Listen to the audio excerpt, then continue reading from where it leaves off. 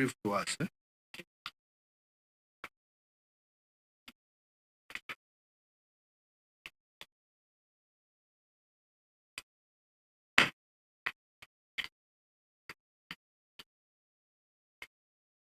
So, honorable members, because of the governor, you can see how we are struggling.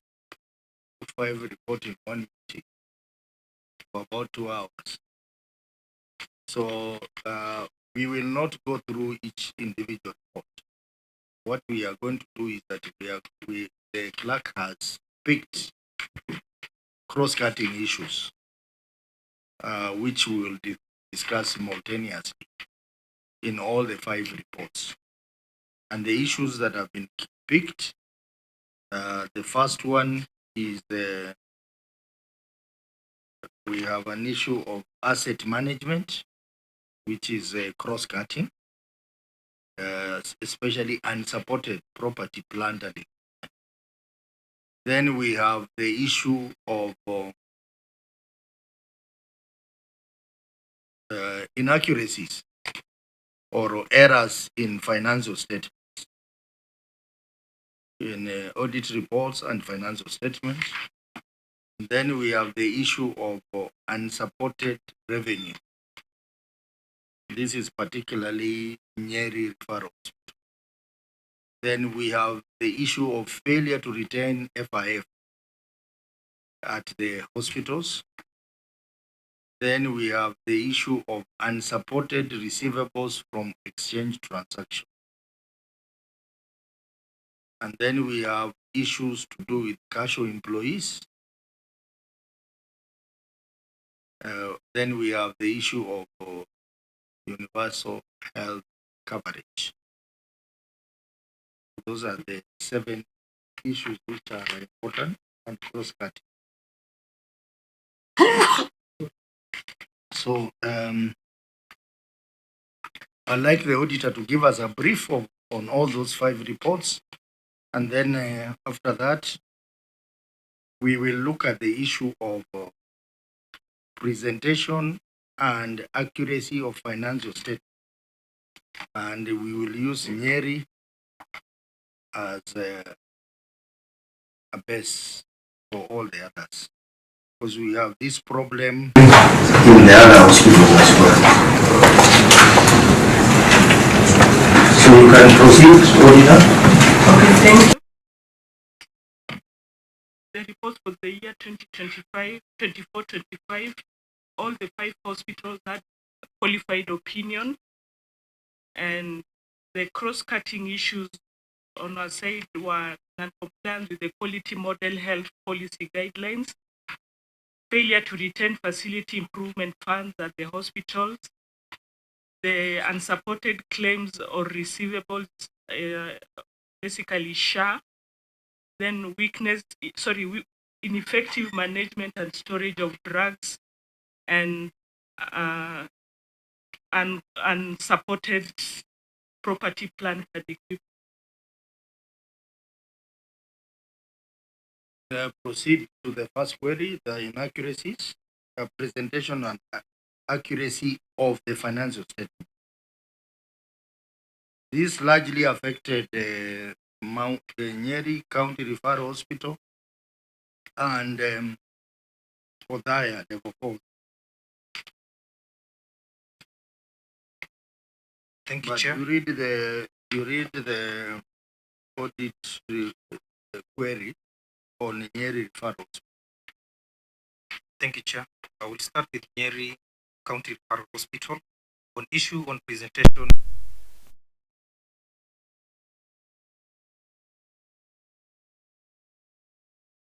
Shillings 428,910,708 and Kenya shillings 440,336,891 as budgeted revenue and actual receipt, respectively, resulting in revenue over realization of Kenya shillings 11,426,183.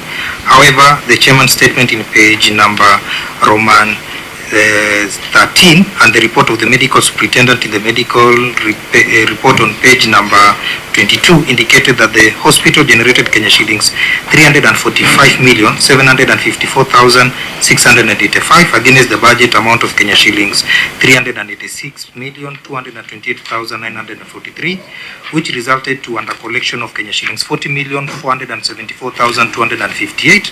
The variants have not yet been reconciled. Number 2, on the budget reconciliation after the statement of comparison of the budget and actual amount, reflected actual surplus as per the statement of financial performance being reconciled with the surplus as per the statement of comparison of budget and actual amounts. However, Public Sector Accounting Standard Board financial reporting template require reconciliation between the actual surplus amounting as per the statement of comparison of budget and actual amount and the closing cash and cash equivalent as per the statement of cash flow. In the circumstance, the financial statement may be misleading in the user. That is per the Nyeri County Referral Hospital.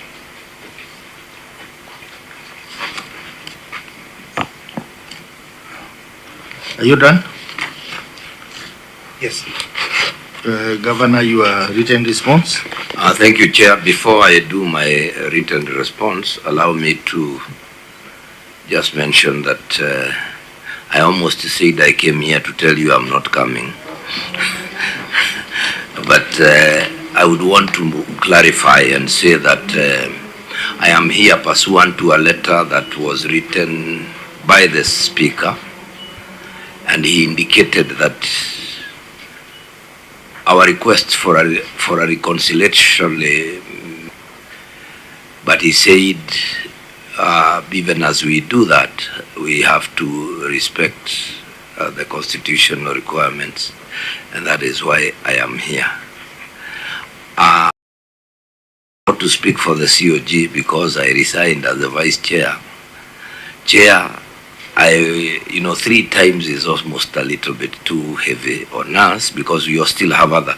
I am of the opinion, and this is the general opinion of the governors, that it's not that we have any challenge with oversight. Indeed, a lot was said, a lot of good was said about this committee, except for the frequency and the number. And there is a general request that some of these funds are too small, and we could plead that sometimes our written responses surface, unless where there is really quite a lot of, but that is not for us to dictate to the Senate. But I came because after the engagement with the leadership and the Senate and the Speaker, there is already progress ongoing. May I also say that this is not a matter that should be escalated beyond what it is. We are just not trying to belittle the Senate, neither are we complaining about an entire house. We're just raising issues that have become a little bit hot, and we believe that in our normal engagements we'll be able to address them, because the Senate and the COG are one and the same, because you fight for the resources and you have also a constitutional right to come and just go through and see and oversight. So, Chair, may I say, even for those of us who may not be able to come, they will still be on the way. I must also say that this is a committee led by you that has treated governors with decorum. And so we really appreciate, despite all the other hassle you have seen, we really appreciate. For Nyeri, we will not complain. We have had a mutual understanding and we have done these things well. Now, having said that, Chair, allow me to request Dr. Ngare Benson to take us through the written response that is on page, I think, 5, and then we progress 5 and 6. Karibu na ufinye hapo. Thank you, Governor. Through the Chair and honorable members, the management response for the Nyeri County Referral Hospital on presentation and accuracy of financial statement in page 5 is that the Kenya shillings 428,910,708 shillings and 440,336,891 that appear in the statement of comparison is broken as down as follows. Budgetary carryovers from the previous year were 34,979,723 Kenya shillings. Lettering of services, which is medical service income, totaling to 357,073,603 shillings. The in-kind contributions from the county government of Nyeri was 36,857,382 shillings. The grand total there is 428,910,708 shillings. On the 440,336,891, it is broken as follows. The budget carryovers from the previous year were 34,979,723, while rendering of services, which is medical service income, totaled to 368,499,786. While in-kind contributions from the county government of Nyeri, as given above, was 36,857,382. Note, the figure of 428,910,708 shillings is the amount that the hospital budgeted to collect, but ended up collecting 440,336,891, which was an overachievement of Kenya shillings 11,426,183.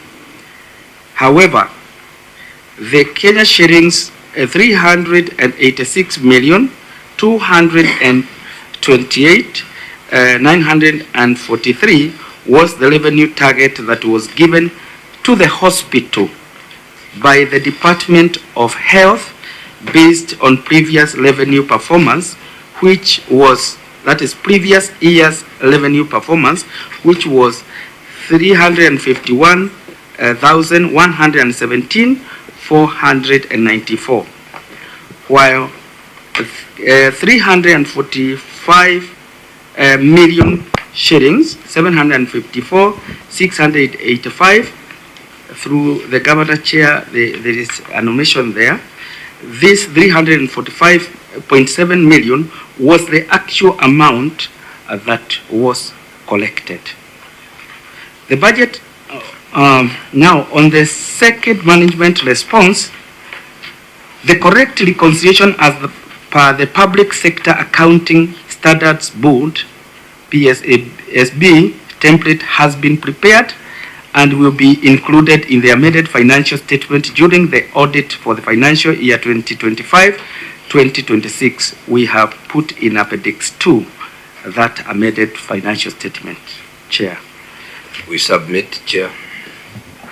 Auditor, what is your comment on that response by management?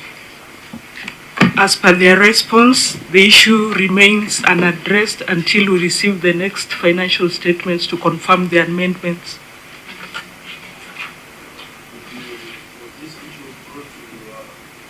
This issue brought to you during the audit?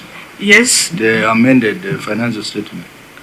Okay, we kept waiting for the reconciliations and we didn't get during the whole process of the audit.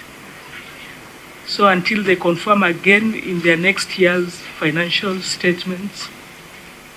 Okay, honorable members, you know what we do when we have this kind of query.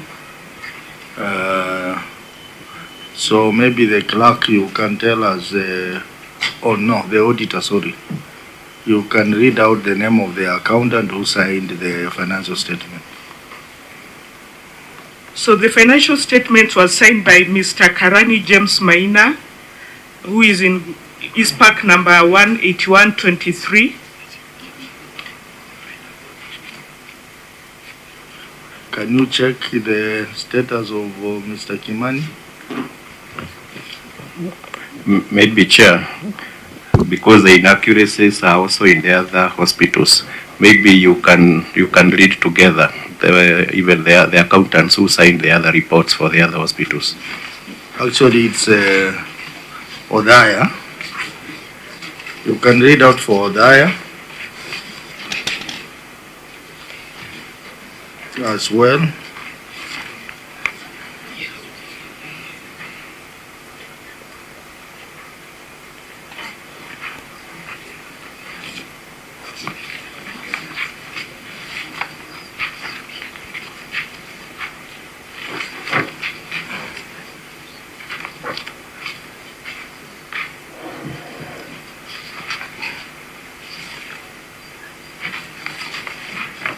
The anomaly is largely in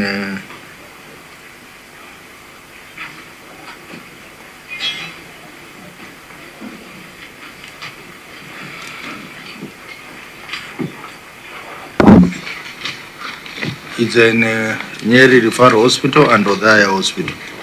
So can we have the details of the accountant for Odaya as well?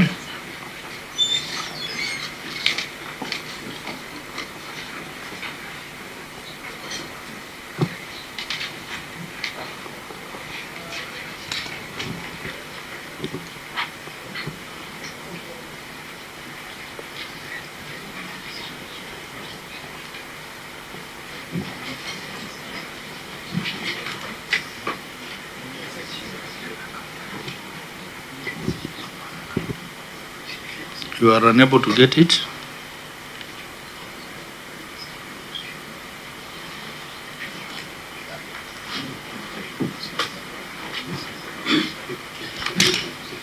We have Alice Wanjira Kiburi. Is pack number 11366. Can you check the status?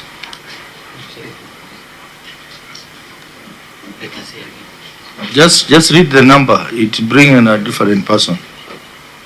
Is pack number 11366.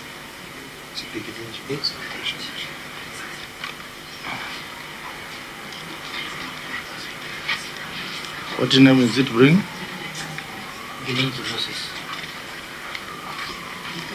The name was who? Auditor, the name was who?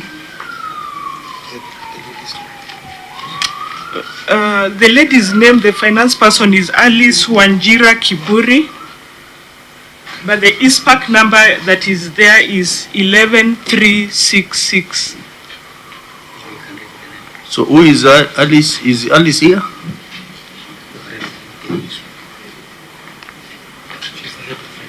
Or Gidinji? Is Mr. Gidinji here? Chair, actually, Alice is a chair. It is Gidinji. Pardon? The accountant is Gidinji, not Alice. So how did the name Alice come there?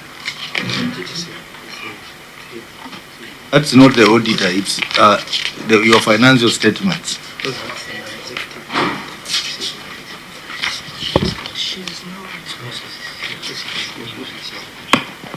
Is Moses here? Moses Gidinji.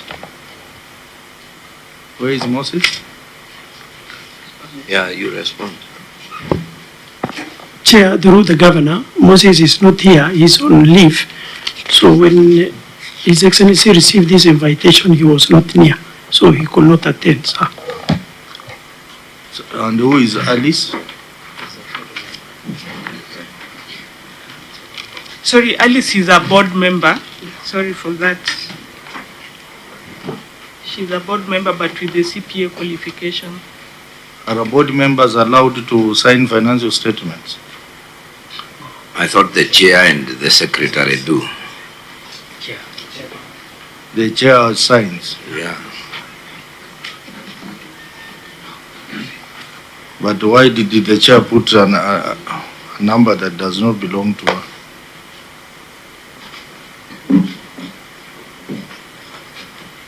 Okay, for Githinji, his status is not in good standing. But for the other gentleman, was called who? Karani James is in good standing.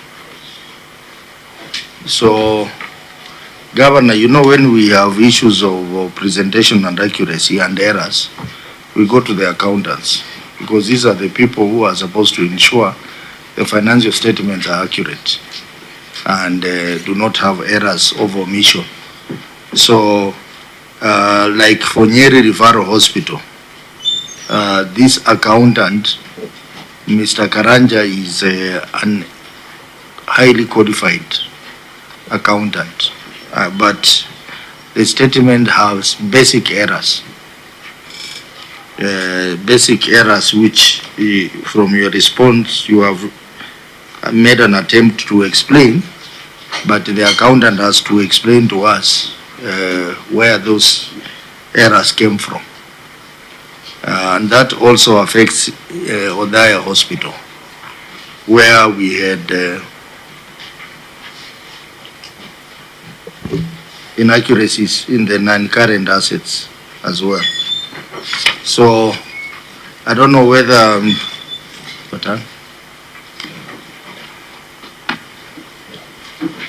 Senator Mbugwa? Well, Governor, it becomes difficult to man from National Treasury. I want you to make this comment, because the findings of the auditors are that the budget and actual amounts are presented on cash basis, some confusion. Maybe you need to tell us and also advise the county what should be done so that we can have a standard way of reporting. Dictates is that the budgets are supposed to be on cash basis, and then the others now for accrual, the expenditure and these other such that now budget is supposed to be done annually. Yeah.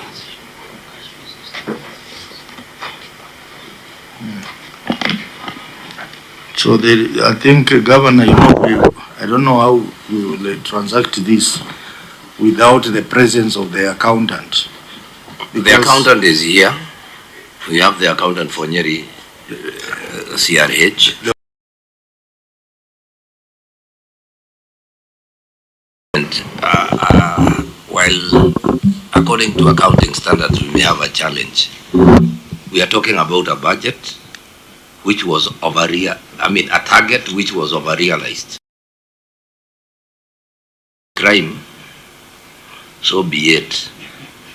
But really, even if we were to work outside these many terms of accountants, we set out they were given a target which they surpassed. They did a budget, they did surpass. So I think the only issue there should be what they learned in school on how to present it. And I agree with you that there is a challenge in as far as the presentations are concerned.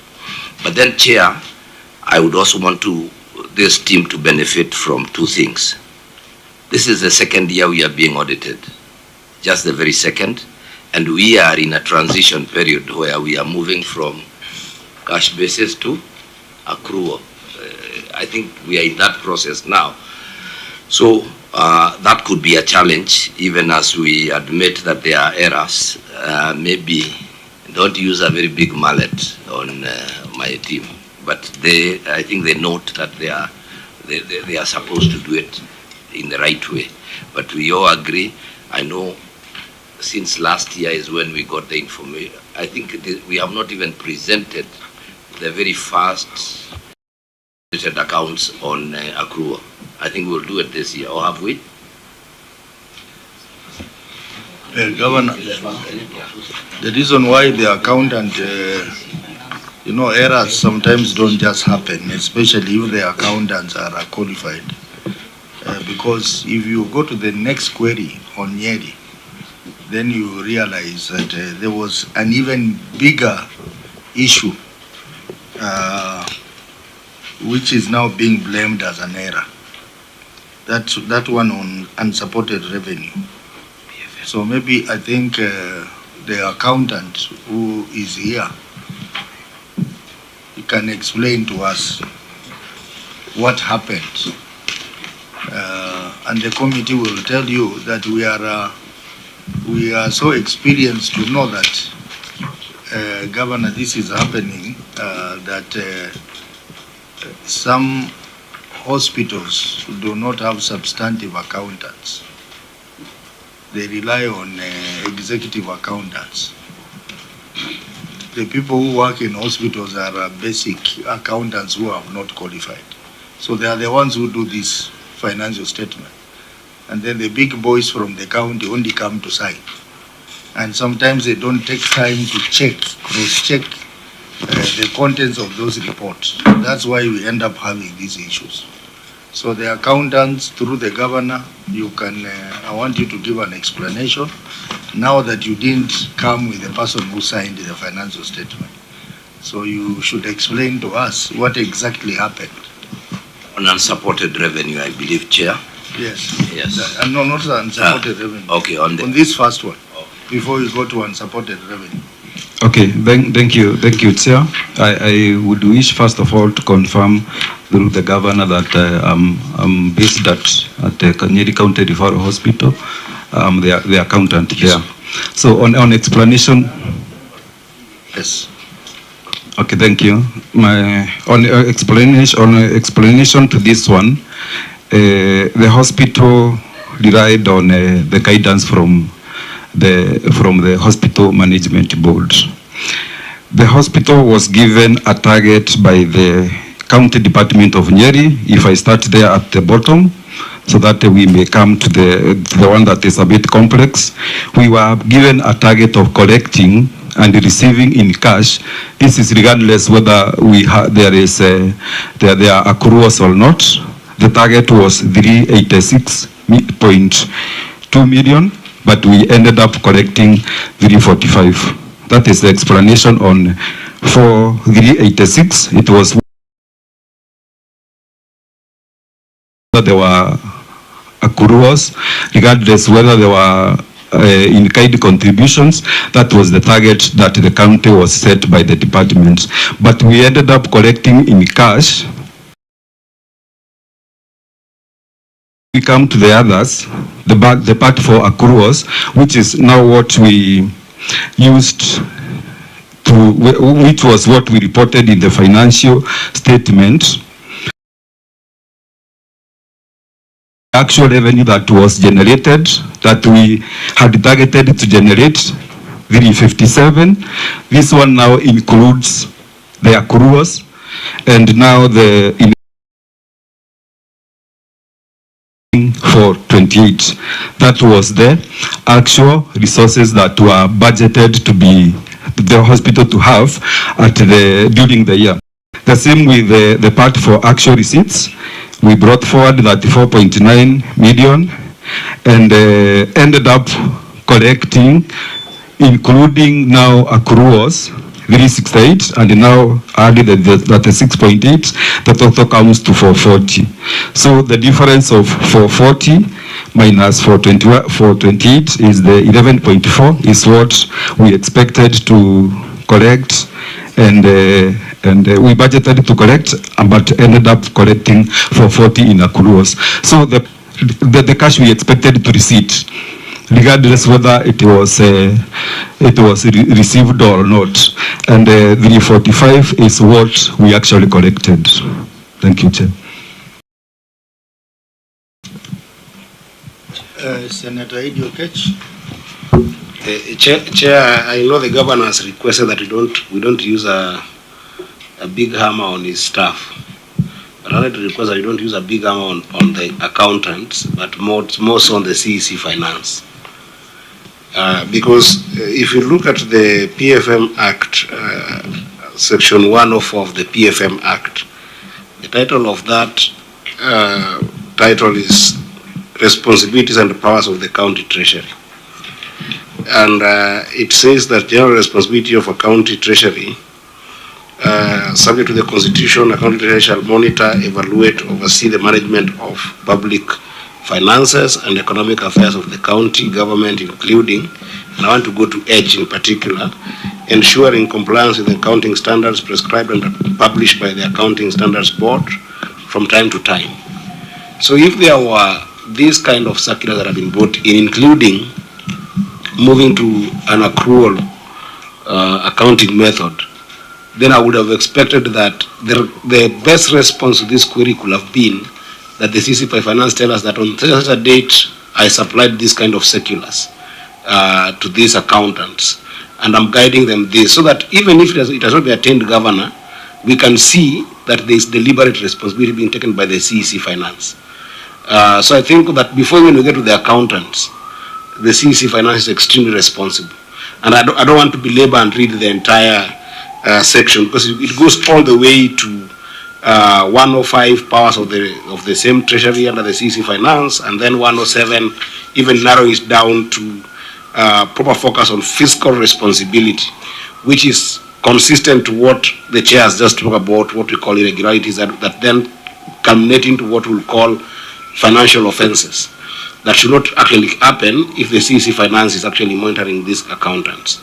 So I think the remedy would be, so that we don't belabor on this, would be a strong recommendation to the CEC of Finance to run circulars from time to time, monitor the capacity of even accountants. Even the issue of whether the accountants are in good standing is actually squarely to the CEC of Finance.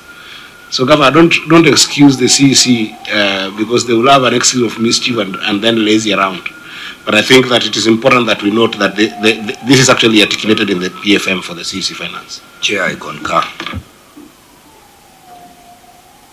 You see, the same PFM Act, I think in section, is it 197? Yeah, about offenses. No, there is one, I think it's 184, you can confirm. Which one do you want? County entities, the respective CECs must continually monitor the financial performance of those entities and regularly report to the cabinet. And so that means it is not just CEC for finance, even CEC for health, where hospitals belong. They need to continuously monitor the performance, financial performance of these entities and report to the cabinet.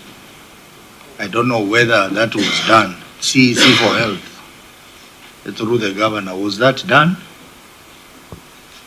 Yes, Chair. Every cabinet meeting, I report on the performances of our institution, including audit matters.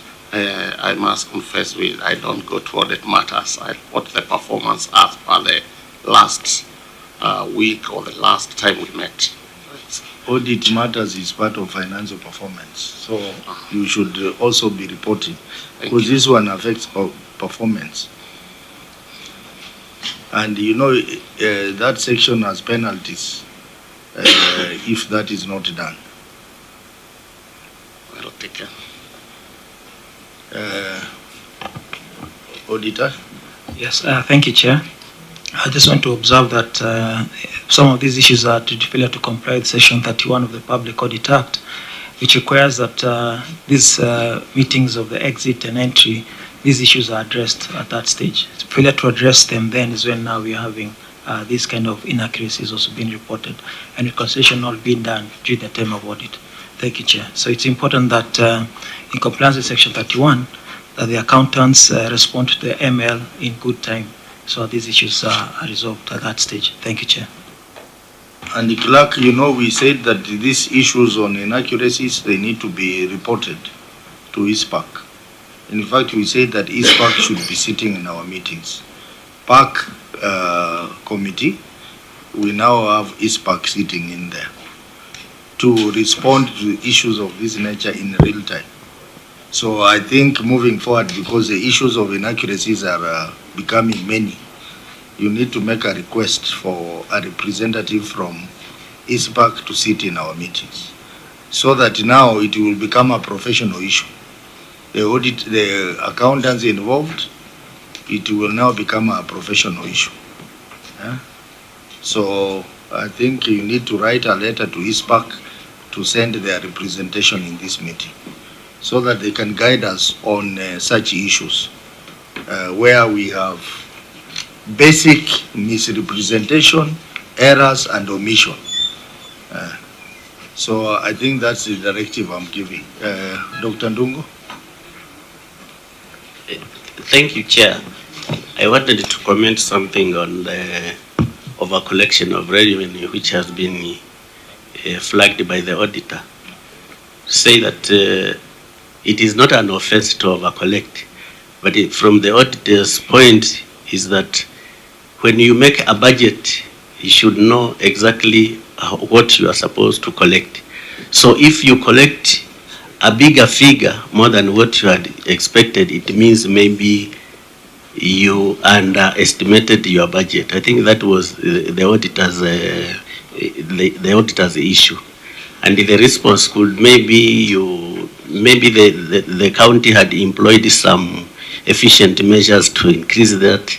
So it is not an offense, but the auditor was wanted to know exactly what happened now that there is an over collection of 11 million. I think that was the again. For budgeting, I think the counties are aware that they are supposed, in every financial year, they are supposed to make a new budget because the budget is on cash basis. You cannot carry over the last year's budget. I think that is what they are supposed to understand. And the Chair, as Treasurer, I think we have trained all the counties on accrual, all of them. Thank you, Chair. Okay, I think, Governor, I think you've heard the members very clearly. These issues of errors will not be taken very lightly. And the accountants who are involved, I think moving forward, you will be reported to your professional body if it becomes persistent. But for now, let's move to the next query. That is, which is somehow similar to what we are discussing, and that is unsupported revenue. Thank you, Chair. I'll be able to take you through the unsupported revenue. The statement of financial performance, and as disclosed in note number 8 to the financial statement, reflect Kenya shillings 368,499,786. This is in respect of revenue from rendering of services, that is from the medical services income, which include Kenya shillings 354,754,685 revenue collected. However, review of bank and M-Pesa statement revealed that the hospital collected a total amount of Kenya shillings 289,633,535, which resulted into a variance of Kenya shillings 56,121,150. Although the management claimed that the amount of Kenya shillings 56,121,150 was erroneously deposited in Mount Kenya Sub-County Hospital, there were no documents including bank statement and receipt voucher to support the assertion. In addition, the management did not even provide evidence of follow-up to recover the amount from Mount Kenya Hospital. In the circumstance, the accuracy and the completeness of the revenue amounting to Kenya 56,121,150 could not be confirmed. Governor, your response? Chair, without going through this very long response, I would want to state that this is an error that came from SHA. Money was deposited in the wrong hospital, the 51.993 million, and there is correspondence. What we need to admit is that I don't know whether this information, the letters that were written to SHA to the hospital from the other hospital were ever presented to the auditors, because they are in the appendix 3, where there is effort from one hospital to get the money from the other hospital. They have even I think even the statements are in our appendix. But that is actually exactly what happened. SHA sent money to, and this is something that is happening across our facilities. Money is that was meant to go to the CRH ends up in Mount Kenya. But clearly, if you check, Chair, around 3A all the way up to almost 3E, that is correspondence between the two hospitals writing to SHA and claiming the money back. Rightfully, I don't know what to say because I wasn't in the audit, but I will ask my team to confirm if they gave these documents or they later presented them, because the auditors claim they did not see them. Adam, my chief officer.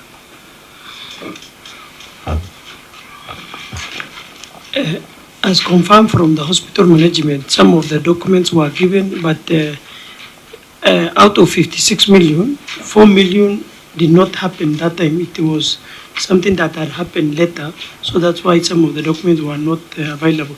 You know, the issue of SHA, that reconciliation, by the time the county referral hospital noted that the money went to Mount Kenya, we established that SHA transferred Mount Kenya money to Outspan Hospital, which was a private hospital, and then they also transferred county referral hospital money to Mount Kenya.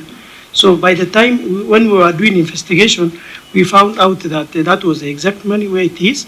That's when we had started the conversation on how the money should be refunded. Auditor, because this is a problem we have observed, SHA needs to get its act in order.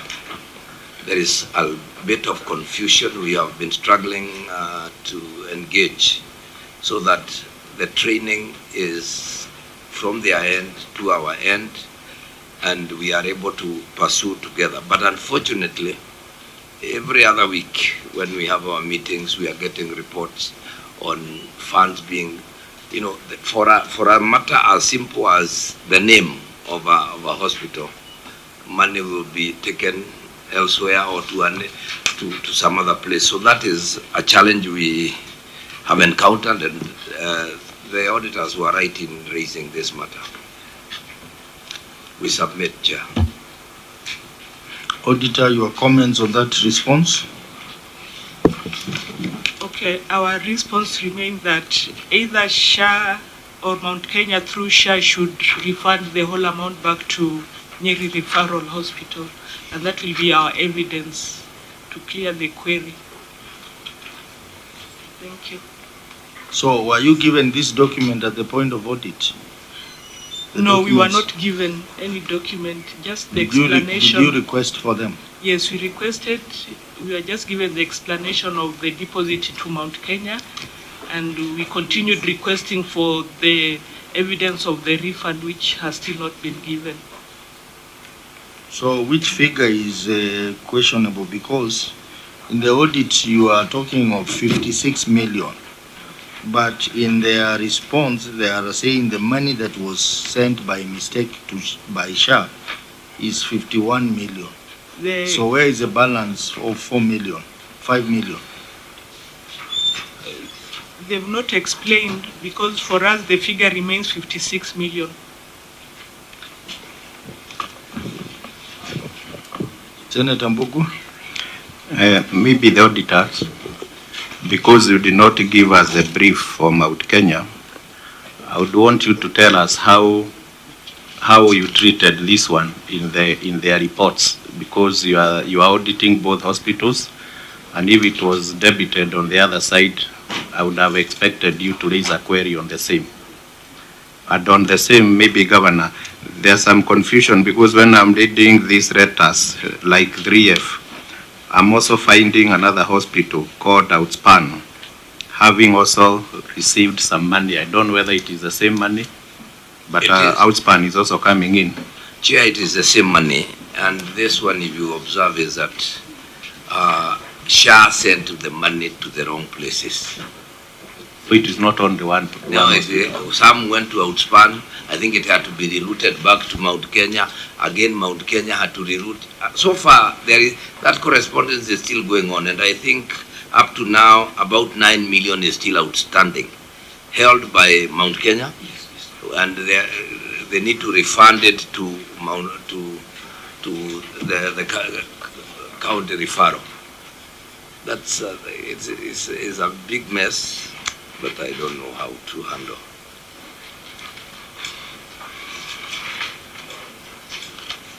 Governor, is there some bank transaction record? Because I'm struggling to show that SHA sent money to Mount Kenya. I think we have bank statements right there behind. That is Appendix what? Appendix 3C.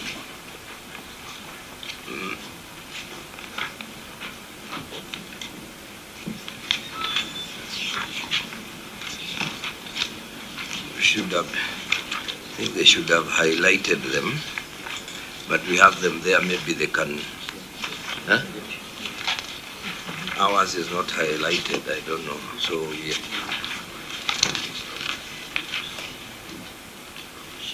Or this is health fund payments or something.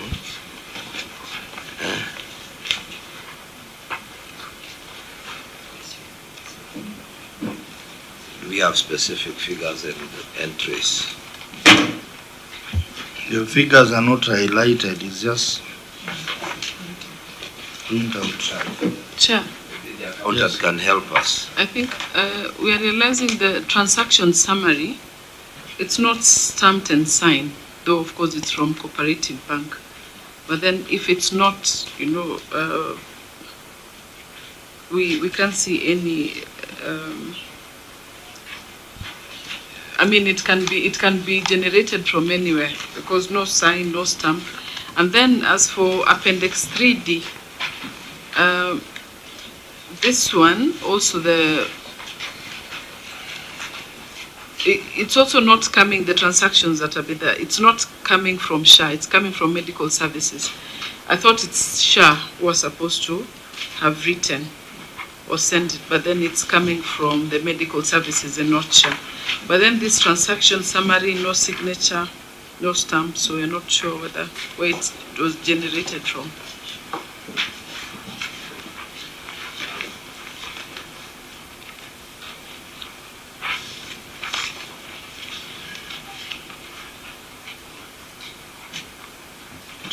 Chair, I want to, if you allow, that we have Appendix 3F, which is correspondence, 3F, 3G, these are just emails from SHA to ourselves as we engage on the same. So we admit that the statements are not stamped despite them being original, and they are also not very, very clear on. I was wondering if the accountants would point out the payments because we are not able to see, but he should be able to tell us on which date, maybe just pick a few to confirm the same, so that we are well aware of. Okay, thank you, Governor, Mr. Chairman, through the Governor. The first transaction there happened on 25th of February 2025. The figure from our end, the SHA portal was showing 1,449,120, but this usually happens with the SHA. They deduct a few hundred shillings as some transaction fee. So our figure of 1,449,120 is the same figure of 1,448,545 on page 2 of 2, for example, of the statement. It is page 2 of 2 of the statement, or page 24. Oh, yes. I see. Okay. The other figure is 13,742,490 is the figure that hit the account was 13,742,415. That is page 1 of 1.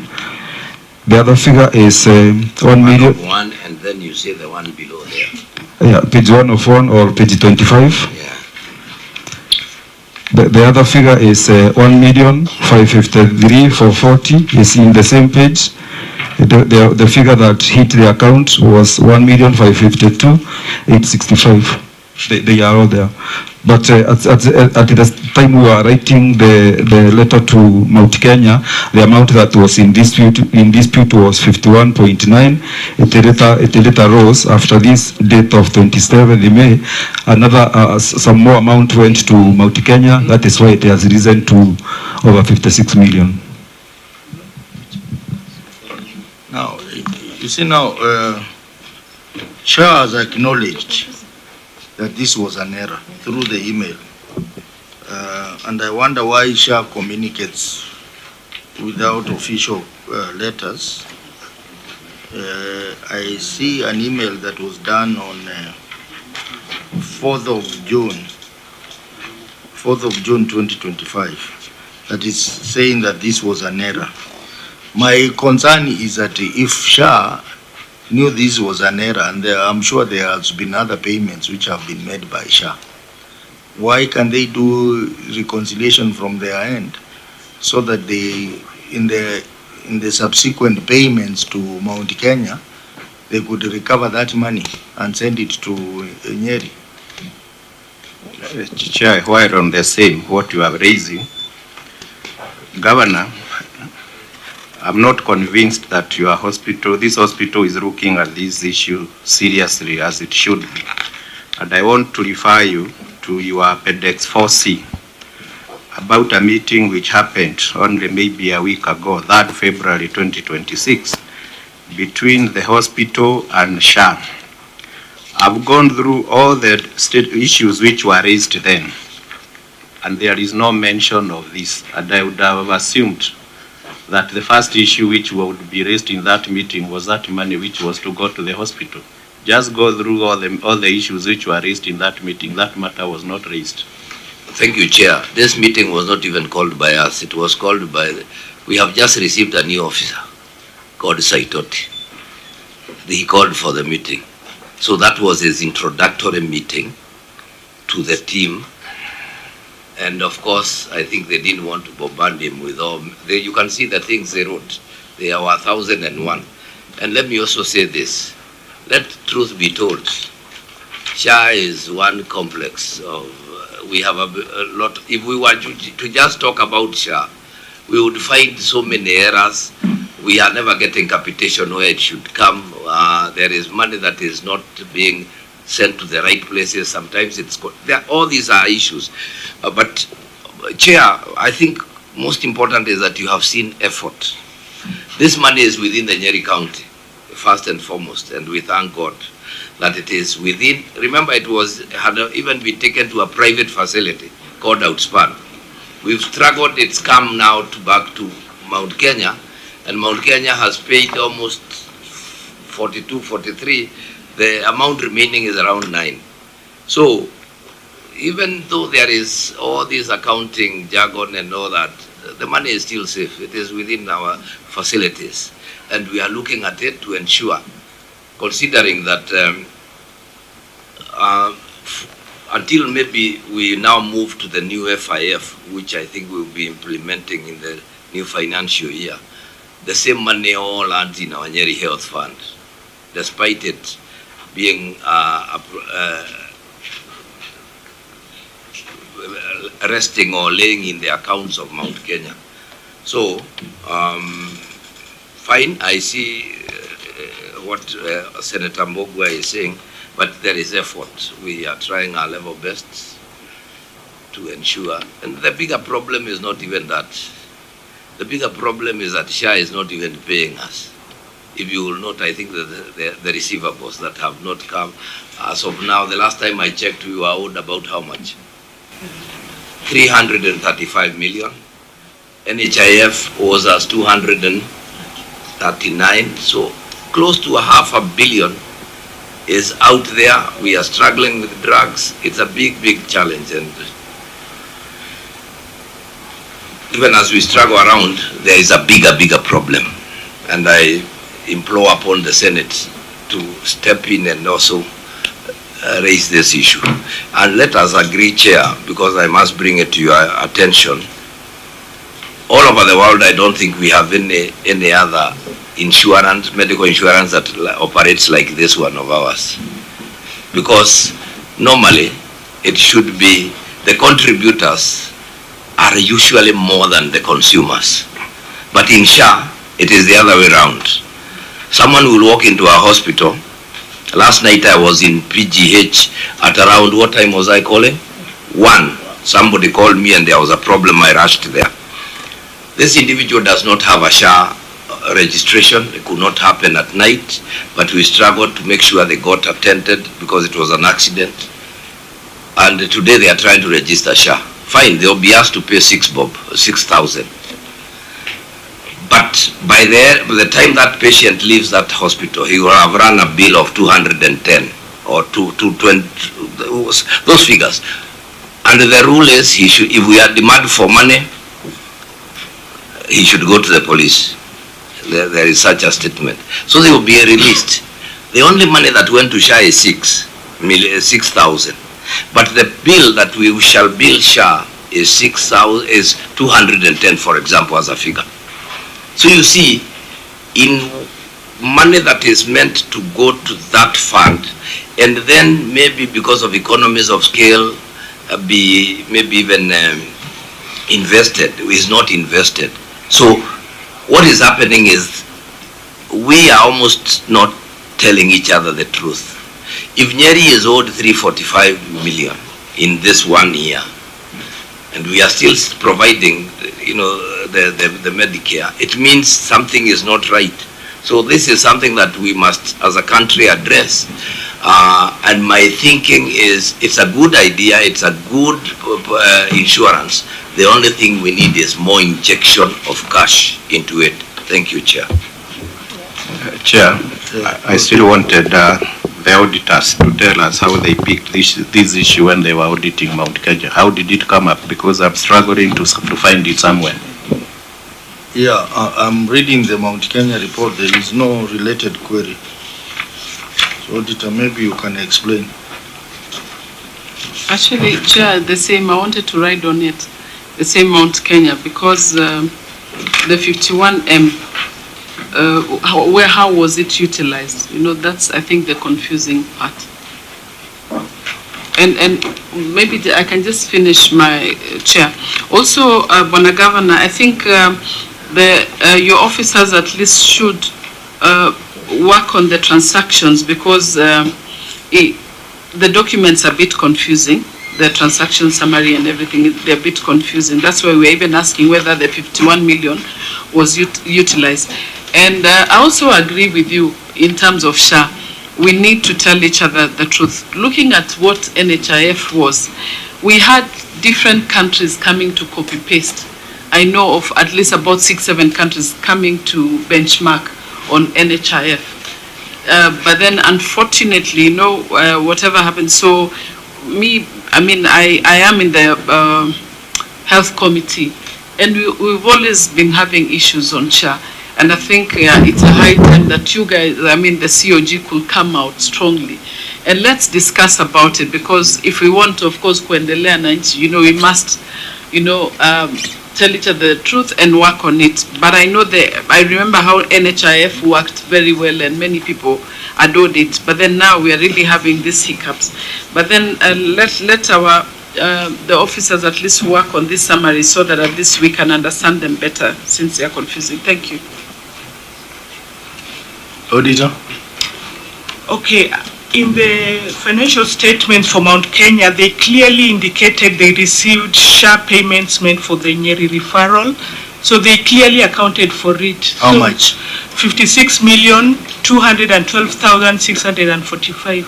So for us, there was no need to bring it up again, because they indicated, this is Mount Kenya that indicated they received. They confirmed they received. Yeah, so the issue still remains. Why has it not been refunded back to Nyeri referral and the evidence of the referral, of the refund, sorry? By accounting for it, what do you mean? Is it that they used, or they just said we have money here which belongs to somebody else? It's in their cash flow statement as part of their receipts. They've indicated That money they have used it, so they are not keeping it somewhere so that it can be returned to the rightful owners. There is no evidence I can say so far. So the issue is, even if that money there was to be a decision that this money is going back to SHA, that money is not there, it has been used. I thought, Chair, we have provided statements indicating the money has been moved to, not all of it, but at least a figure of about 47 million has already been moved to CRH from Mount Kenya. Their statements are there. So the money has been moved to the rightful claimant, and it must have been whatever. Balance 9 million being moved. I don't know why we have not moved the money. They could tell us. Through the governor, Chair, Mount Kenya, SHA owes Mount Kenya a lot of money. So once SHA pays Mount Kenya Hospital, they will going to refund County Referral Hospital. So that is the position. So you mean from June up to now, the SHA has not paid? Chair, whatever they have paid was not enough to run the hospital. So that is an internal arrangement that once they pay, the Mount Kenya Hospital has committed to pay back the money within this financial year. Okay, now I think I will direct that the auditors to keep an eye on this matter. And if the matter is not addressed, you can raise it as a query. In 2025-2026 audit report, the matter must be concluded. If not concluded, it becomes another query, 2025-2026. So, honorable members, let's proceed. Chair, allow me to get on record. Proceed. Sorry. I'm Senator Beth Siongo from Kitui County, a member of this committee. Governor, welcome. Welcome to.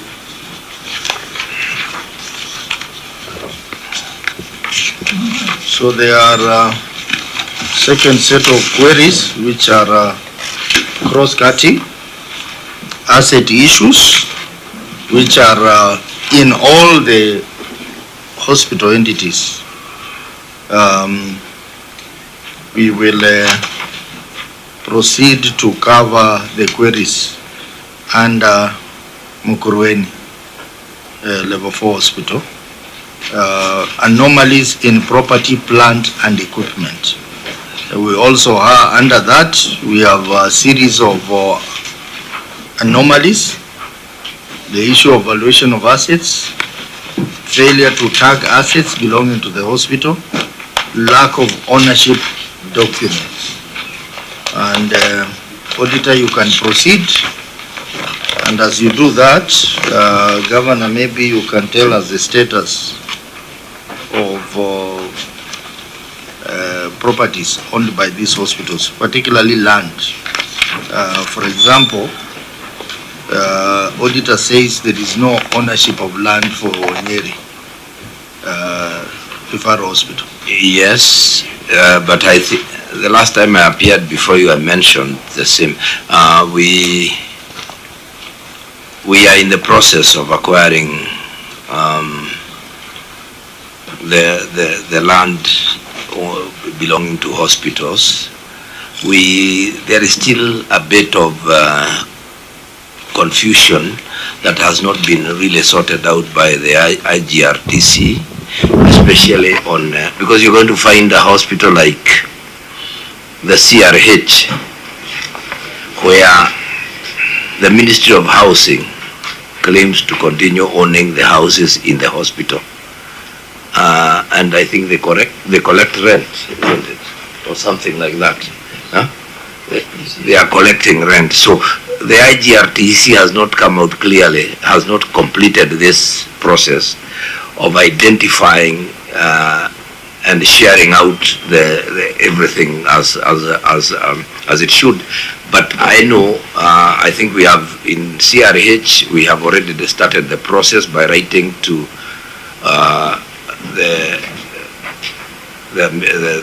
I think the National Land Commission. I think we have done that, but it is still a process. There is so much land owned by counties that has, like for example, Chair, just to bring to your attention, every ECD is in a primary school, but the primary school title is in the name of the primary school. We are still struggling to get the demarcation done and the land converting. So the hospitals are in the same boat. We have all cattle dips. We have the stadiums, for example. We have not yet been able to acquire, and there has been, right now I've seen some frenzied action around housing, the affordable housing.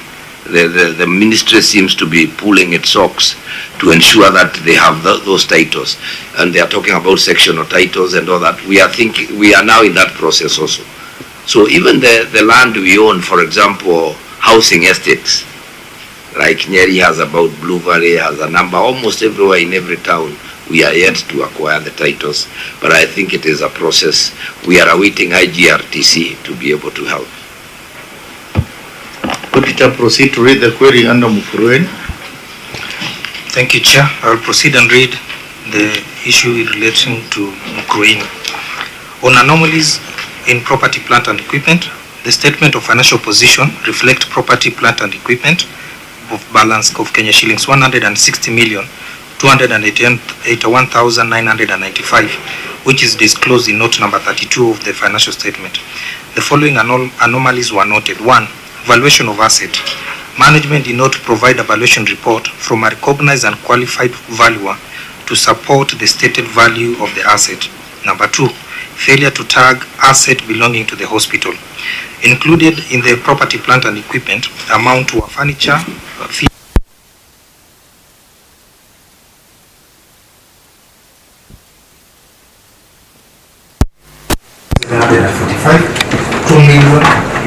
$2,757,000 and Kenya shillings 143,752,729 respectively, which were not tagged. It was therefore not possible to identify whether the asset belonged to the hospital.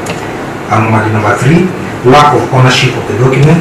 The property, plant and equipment balance include land and building, and therefore value to an amount of Kenya shillings 915,575 and an amount of Kenya shillings 750,000 respectively, which were inherited from the defunct Nyeri County Council and are not in hospital name. However, there was no